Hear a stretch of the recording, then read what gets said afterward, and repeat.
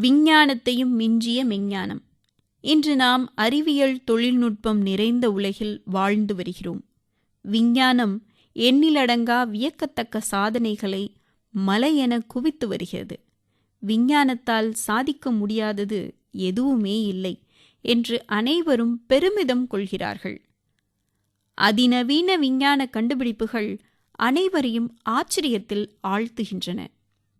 இருப்பினும் இந்த விஞ்ஞான சக்திக்கு அஸ்திவாரமாக கண்களுக்கு புலப்படாத ஒரு சக்தி உள்ளது.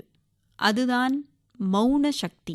விஞ்ஞானிகள் ஏதேனும் ஒன்றை கண்டுபிடிக்கவும் எதை பற்றியேனும் ஆராய்ச்சி செய்யவும் முற்படும்போது தங்களுக்குள்ளேயே மிக ஆழமான மௌனத்தில் மூழ்கி விடுகிறார்கள்.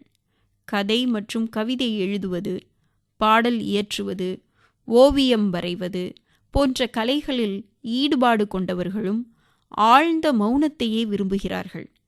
கடற்கரை பூங்கா, தனி அறை போன்ற அமைதியான சூழ்நிலையையே நாடுகிறார்கள்.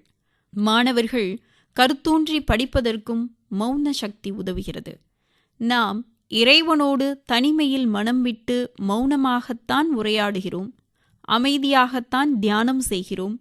புகழ்வாய்ந்த மேதைகளும் அறிஞர்களும் கூட அதிகம் பேசாமல் மௌனத்தில் இருந்து நன்கு சிந்தித்து வாழ்க்கைக்கு தேவையான நல்ல பல தத்துவங்களையும் அறிவுரைகளையும் பொன்மொழிகளாய் நமக்கு வழங்கியுள்ளார்கள்.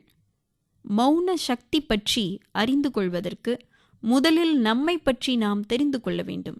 விஞ்ஞானத்தை தெரிந்து கொண்ட நாம் மெஞ்ஞானத்தையும் அறிந்து கொள்ள வேண்டும். சிந்தனை துளி. மௌனத்தின் ஆழத்தில்தான் மனதின் ஆற்றலை அறிய முடிகிறது.